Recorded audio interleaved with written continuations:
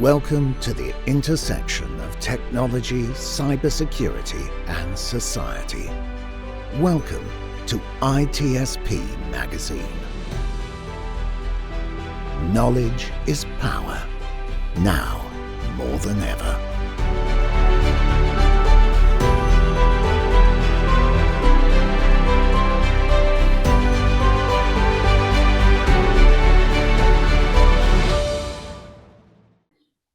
We're on. Are you excited? I am pumped.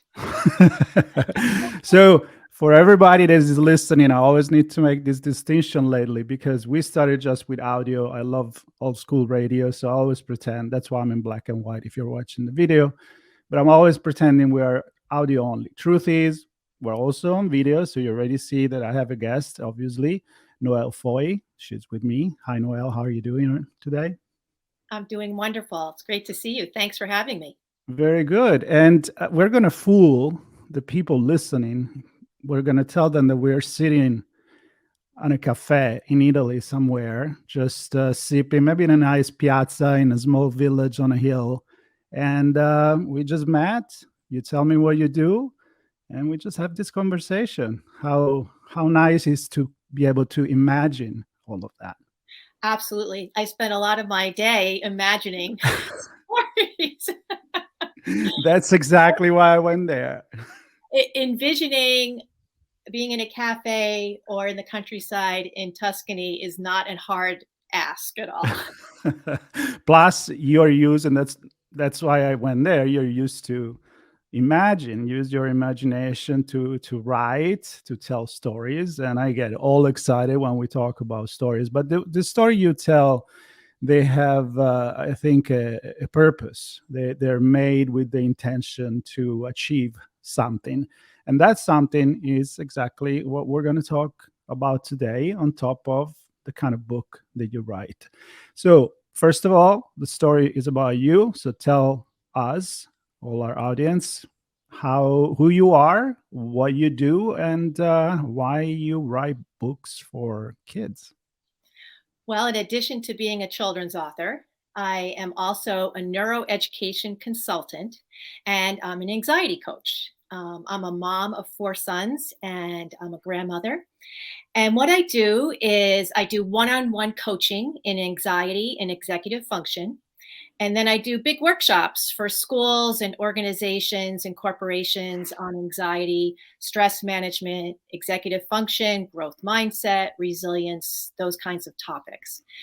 And if folks aren't familiar with executive function, that's just a fancy term for a set of skills where we use some cognitive, social, and emotional skills to get stuff done, to be productive, and to get started on a task, to stick with it when it's tough, to make some adjustments when it's not going so well, to keep our emotions in check, and then to complete it. And maybe come back and reflect and see how it went.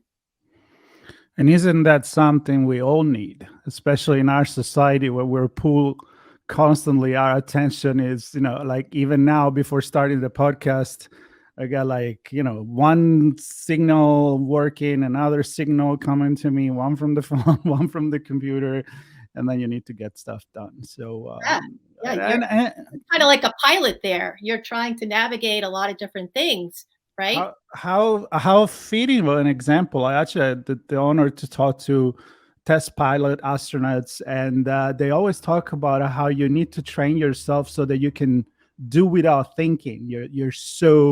You're reacting, you know what to do on the instant. But in our daily life, we really need some support, I think, sometimes. So what you do is incredible. Well, thank you. It's a really important skill for life, for relationships, for doing well in school, for doing well in work settings as well. And so, yeah, these are skills we need to teach kids. And some of them need help to learn these skills very explicitly. Some aren't born, let's say kids who have executive function challenges or who have ADHD, they may have more challenges getting started or sticking with things when they're difficult or paying attention. So some kids can definitely build these skills, but sometimes they just need a little more support. And so here we go, and I think we'll go back into the psychology of all this, but let's go into the book that actually you wrote 2 books. One, which is your latest, is Are You a Bird Like Me? And I'm going to say no, but maybe. I don't know. I feel like there is a trap in that question. And the function of these stories, because I always like to say we're all made of stories. You look back at how that's how knowledge has been transmitted from parents to kids from the history of our society and even before that. So we still need to use those. Is it in form of books, videos, movies, podcasts, anything? But I have a feeling that the book with a visual has a different meaning to achieve what you're trying to do. So Yes. Well, the brain loves visuals, right? So we really learn from our senses. And as a neuroeducation uh, consultant, I spend a lot of time looking at the brain and what can we do to teach in ways that really appeals to the brain. And the brain loves to learn from its senses, and especially visual. So when we see something, we are going to remember it more than just hearing it. So picture books, illustrations are so powerful, and I'm so grateful to have the wonderful illustrators that have brought the stories to life for us. And the pictures are just, really captivating for kids and for adults.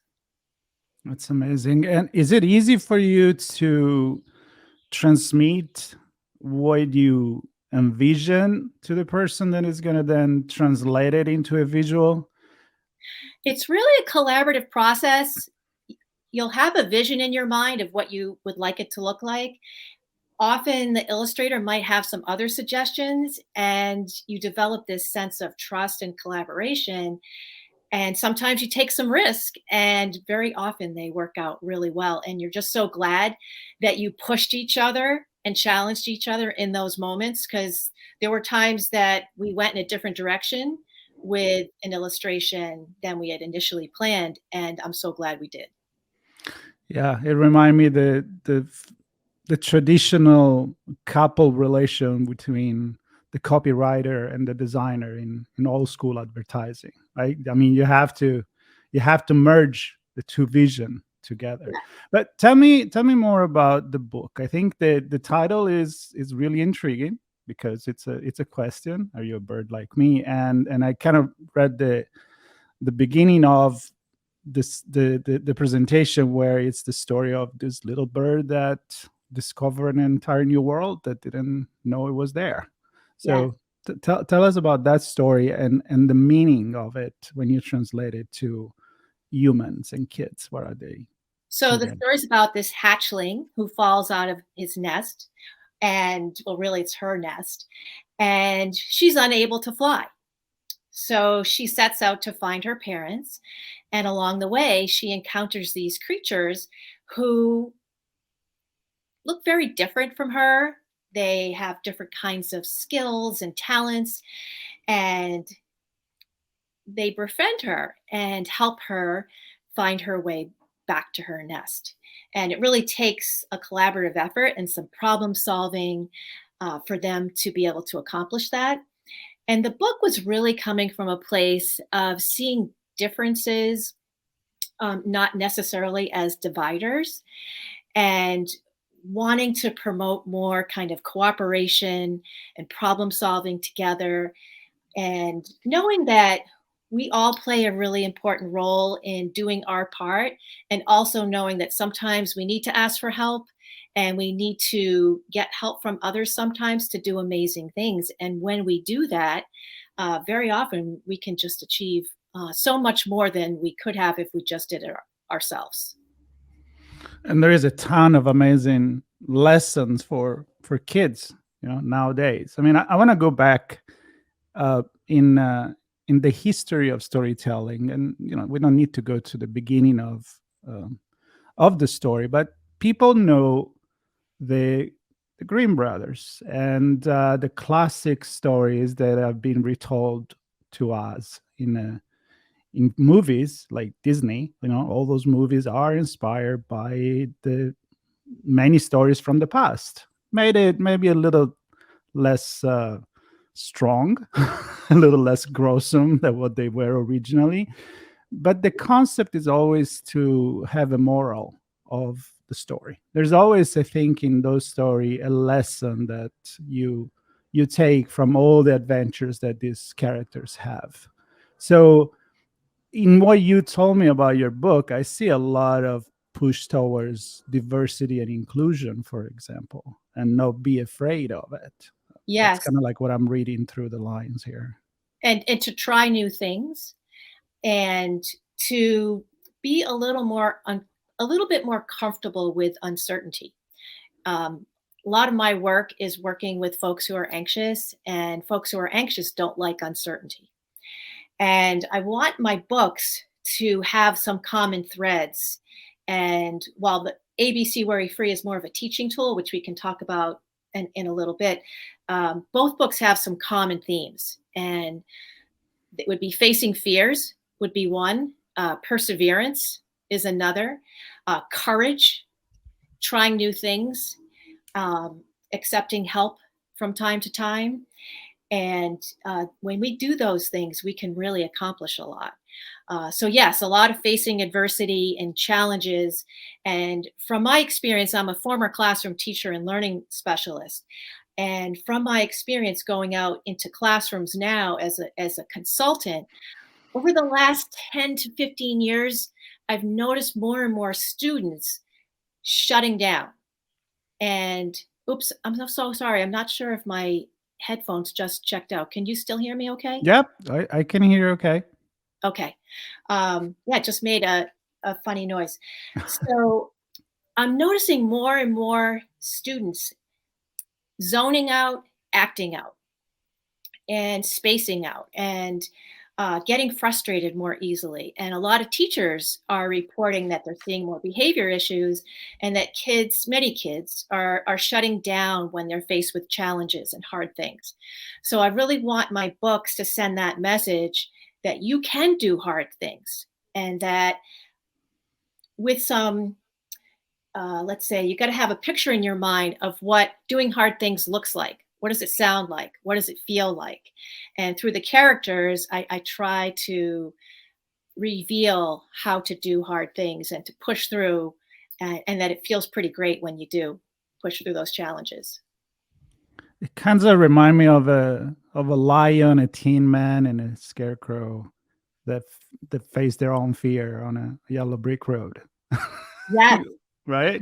Right. And when we're scared or anxious, we often have to do the things that scare us, right? Right. Step in on purpose, be intentional with it. And obviously, kids will need support to do this. And that is really, what will help us overcome a lot of that fear. And it will also give us a reference point that we have been able to push through some hard times. And you can kind of remind yourself, okay, I got on that bus, even though it was hard, or I took that test, even though I felt I was, going to throw up, like whatever it is that scared you, or I got in the elevator, whatever it is that does make you anxious. The fact that you did it gives you a reference point, and that helps build some resilience. And I did want to mention this book I did co-write with my son. And when you were talking about Los Angeles earlier in our discussion, and you were talking about Wizard of Oz, my son, he lived in LA for a while, and he has been incredible support. He has a screenwriting background. And when we write the stories, he actually follows like a screenwriting model. And he loves the Wizard of Oz. So it's, those kind of characters, I'm sure, were in his mind too, as we were working on Are You a Bird Like Me? That's really cool. I mean, there is always an inspiration from some other person, an artist's job, which doesn't mean you're copying, but that's how we grow up. That's how we form ourselves. So it's very natural. And I think in the common knowledge, this definitely come out. I have a question for you that, well, I have many, but I'm gonna go with this because you teach to adults, and you teach to kids. And I'm part of a mentor group as a side thing, as a volunteer, and we always talk about when you are a mentor, you're also a mentee. Like it goes two ways. That's my point. And there is parallel mentorship where you do it between other mentors. So my point is, you're always learning. And I feel like if a parent read this book to his kids or as part of the conversation, I feel like there is a lot to learn by adults by embracing these stories. So is there like a point where everything kind of merge and is not just for kids anymore? Well, I honestly feel kids' books are a great and approachable way to talk about difficult topics or talk about complex concepts. So I see kids' books as being something that I write for kids and adults. I write them for myself. I have an anxiety disorder, and I could have used a book like ABC Worry Free when I was a kid. I write these for kids who are anxious now. I write them for their parents. I write them for the teachers who have these kids in classrooms. I write them for business, managers. I work with corporations as well, and they're dealing with some anxious adults. So I am writing it with all those people in mind. I even write these for counselors because these can be used with a counselor with a one-on-one, but they could be used in a classroom as well. I wrote these with story structure in mind, so that if, let's say, an English language arts teacher wants to use these stories, they all follow, story structure, and there's some great comprehension questions and talking points. So I try to do a lot of things with these stories. And ABC Worry Free, for example, has a page in the back of the book that has tips for parents and educators. And there's a lot of do's and don'ts in there of things to say and not say, or things to do or not do with anxious kids. And if we're not specifically trained in anxiety, we often do things in a loving, caring way that actually can make the anxiety worse. And it's not done intentionally. It's just we think that's the kind thing to do, and it can actually feed the anxiety. So just a quick example would be, let's say I didn't want to get on the school bus, and my mother said, "Okay, Noel, I'm going to drive you to school every day." That seems like a loving, caring thing, because I might be having a meltdown at the bus stop and crying. And I will have a short-term decrease in anxiety in that situation because I just dodged a bullet. I don't have to get on the bus. Now, the next day comes along. If I don't get on the bus again, I don't start to build that skill of facing that challenge. I don't really have a coping skill of how to manage that situation. And then if my mom takes me to school every day in the car, it's going to, in the long term, when I have to face a situation like that, it's going to increase my anxiety instead of decreasing it. So those are some things that I like to really help parents and teachers understand. Sometimes we might say, "Oh, you don't have to take the test." And then every time a child has a test, they feel like they can't take the test. We have to give them some support and some coping skills so they can face that challenge. One thing I really like to try to teach kids and their parents is that you can feel a little nervous and move forward at the same time. And a little stress can be good. We don't want too much, right? That can hijack our thinking brain. A little stress can actually increase our alertness, our focus, our performance. So kind of keeping it in the sweet spot is the challenge. I love that, because I almost feel like if you have to go on a stage and talk, or if you have to face a meeting, if you have to even get on a podcast or whatever, I feel like if you're not a little bit nervous, you're not doing it right. I don't know. Maybe you're not excited enough. Maybe you're not thinking that it's important. I mean, I agree. I mean, it's that balance, and avoiding that certainly is not the lesson that you want to give. I mean, you have to get out of your nest eventually to go back to to Sky, the character. Do you think that things are worse now in terms of feeling lost, kids not wanted to face their fears than what it used to be before social media? And I like to talk technology and sociology, so I'm Right. sorry, I have to go there. But because I every generation, I've always read about it or hear it from grandfathers, things are not like they used to be. It was so much easier, so much better before. I'm like, no, it's just different. But I can see that the difference today is a much bigger than the difference maybe between my parents and my grandparents. I mean, the world has really changed a lot. Yeah. So I'm wondering from your perspective if it's just an excuse or is really complicating things for kids. I think that the pace at which technology has changed is definitely playing a role.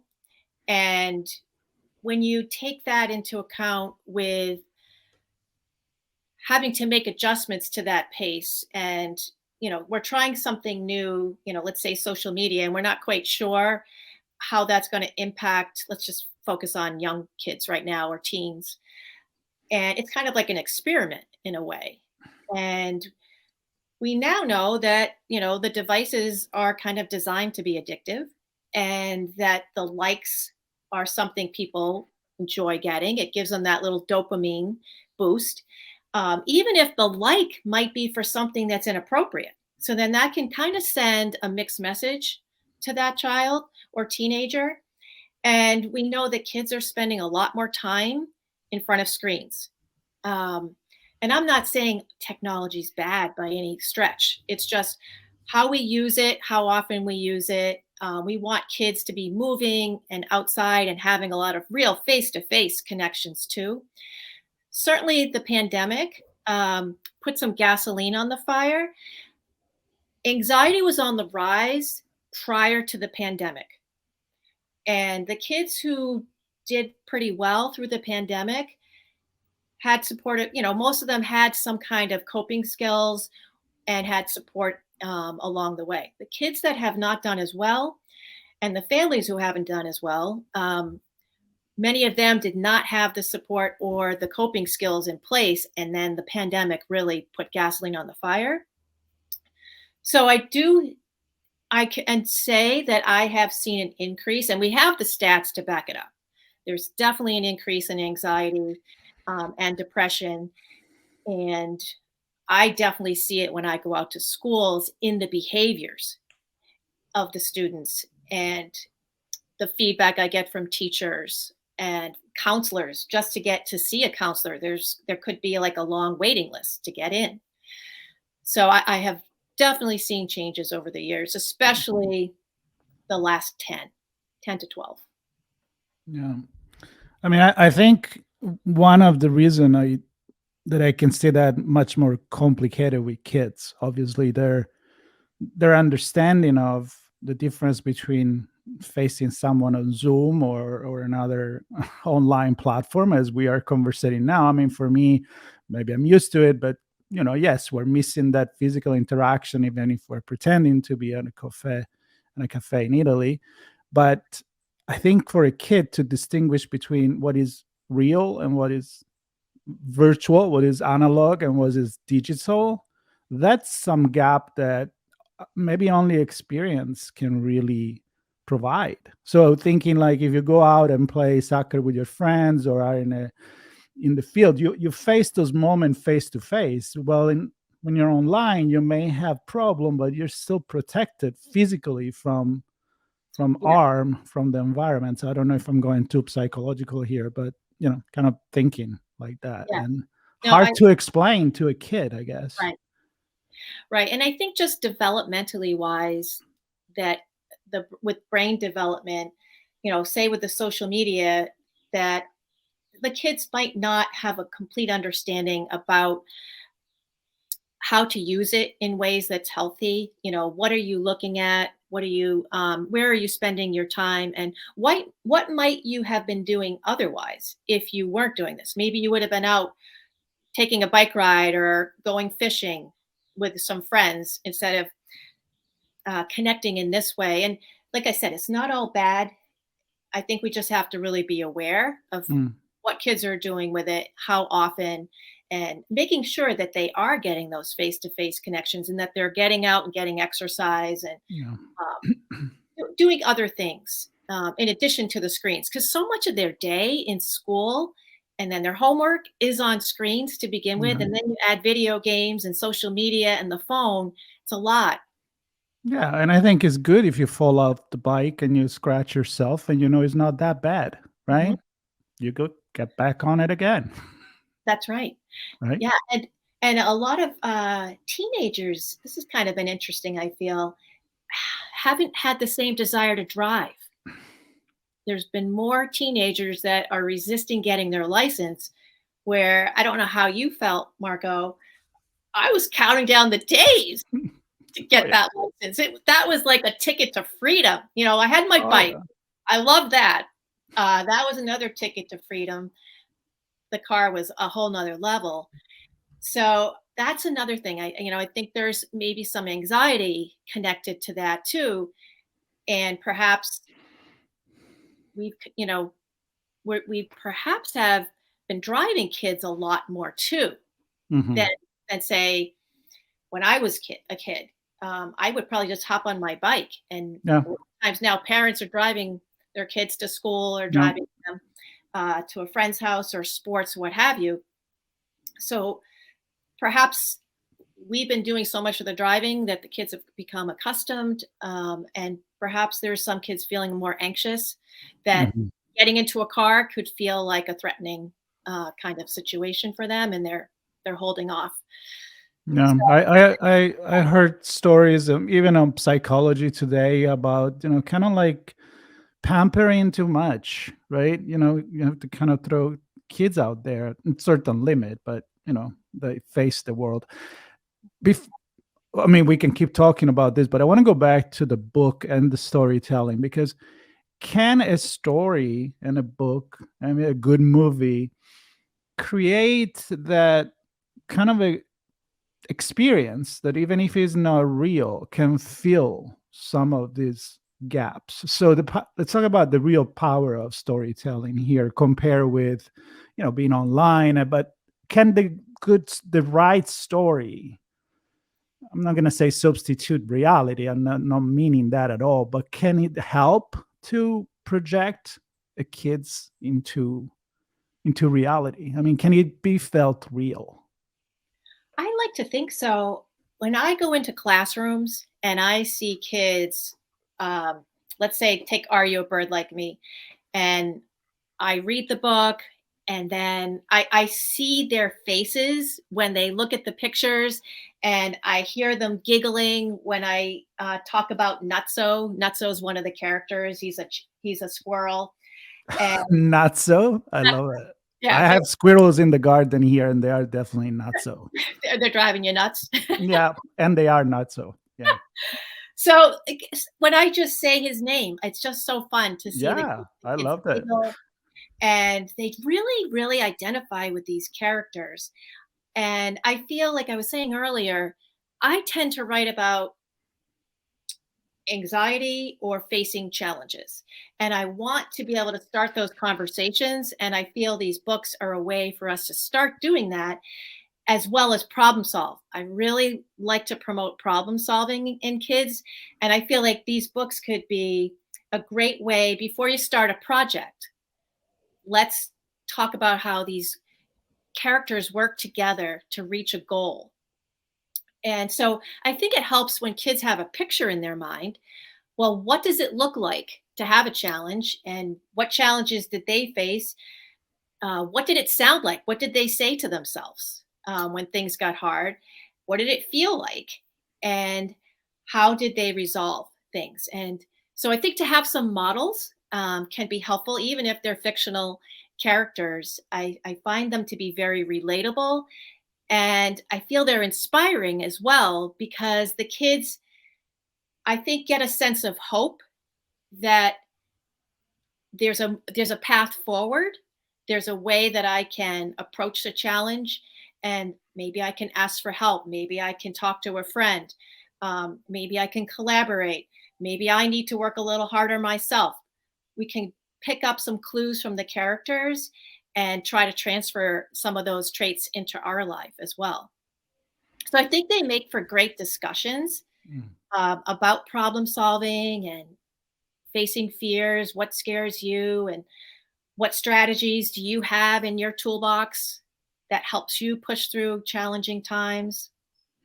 Yeah, and also to do it with animals that are not the same species you are. As human, we are all different, and we all should work together. And because resolving problem, it's definitely easier if you have more brains to Right. to think together. So that's a big lesson there as well. Um, how do you translate this when you do your consulting? I don't know, to C-level business professional. I'm a big fan of metaphors because metaphors are stories, and storytelling can work with everyone. But of course, I'm guessing you're not going there with a little bird that fell off the nest, or do you? Well, so the other book, ABC Worry Free, um, the first book is more of a teaching tool. And that book is about this little boy who gets stung by a bee and then he decides he's never going to go outside again. Mm, So when people get anxious, they tend to show certain patterns. Like one is avoidance, one is they go to catastrophic thinking, another is they might get very inflexible or rigid. They get very much in their head and they sometimes think that change can't happen, right? I'm always going to be this way. So I can use the metaphor of the bee's nest with with adults that, well, what's your bee's nest, right? We all have something that we might be afraid of or something that's getting in our way. There might be a challenge or obstacle. What's your bee's nest? So that's something that's very transferable. And in that particular book, I wanted to have a transferable, actionable strategy. So there's a strategy the character learns called the ABC trick, and it has 3 steps: accept how you feel, breathe slow and deep, and change your thinking. And that's a strategy that you can use with kids and adults. I've used it with kids as young as 4, and I my oldest student that I work with right now is probably 66, somewhere mm. around there. But it's applicable to kids and adults. It's a big lesson there. I mean, we're still kids at heart. I Yeah. mean, we're driven by maybe the same fear, the same excitement. We just want to hide it. I don't know. Why not? Why not to be kids? And like you were saying earlier, that there's times where the student becomes the teacher and the teacher becomes the student. And I love being a lifelong learner. Hmm. And I want to model to my own kids, to my granddaughter, and to the kids and the adults I work with. As somebody who has an anxiety disorder, who has performance fear, I'm going to get out here and I'm going to do this. And I want to give you hope that you can do it too. That's a great message to get towards the end of this.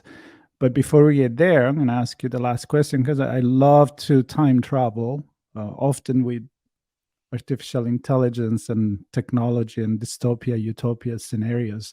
In your case, I'm not going to put you in that corner, but I'm going to ask you if you have another book in your head, and is there a plan there for something new? Yeah. So the next book is another book that is going to deal with facing fears, overcoming obstacles, uh, persevering, having that courage to get through something difficult. And I am also writing that with my son, Nicholas. And the title we have planned right now is Jumping Jack. And it's about a little boy who loves to jumps everywhere, off everything. until there's one day where he has to jump. I'm not going to give you too much detail. No, don't give it up. He has to Don't give jump it into away. something, and all this time he's been wearing his superhero costume underneath Mm, his school clothes. And he's under the belief that if he wears that, he can do the jumping. But if he doesn't wear that, that mm, he's not able to do it. Um, so there's comes a day where he doesn't have the shirt on and he needs to make this big jump, and he feels he mm, can't do it. mm. And then he learns a little problem solving, and he figures out how to push through that. So that's Oh, the next one in the queue. I like it. And I see a pattern there in something happen, and then what else? What can you do? How you overcome that? I mean, you have the bee sting in the first one. You have you have falling off the nest on the second, and now you have a jumping jack flash issue there. Yep. I love it. Well, listen, I really enjoy this conversation, and we can go in a lot of different direction because, of course, I feel again it's a book and it's a topic that it literally is for everyone. Either you're a parent, you're a teacher, you're a kid, and you are somebody that manage a team, a leader. I mean, it's not about it's about empathy, it's about understanding, and maybe find a way to communicate with different people, right? Adapt a story to get through, I guess. Yes, and combining our unique talents together to produce something wonderful, I think, is a great lesson. And there's a little quote I put at the back of the book where I say, sometimes we need others to take us under their wings so we can spread our own. I was that kid that, even though I was an anxious kid, I didn't accept help very well. Hmm. And some kids think of that as a weakness. And I wanted folks to also know, like, while we all have to do our part and really take ownership of our responsibilities, there are sometimes we need a little help from others too, and that not be looked at as a weakness.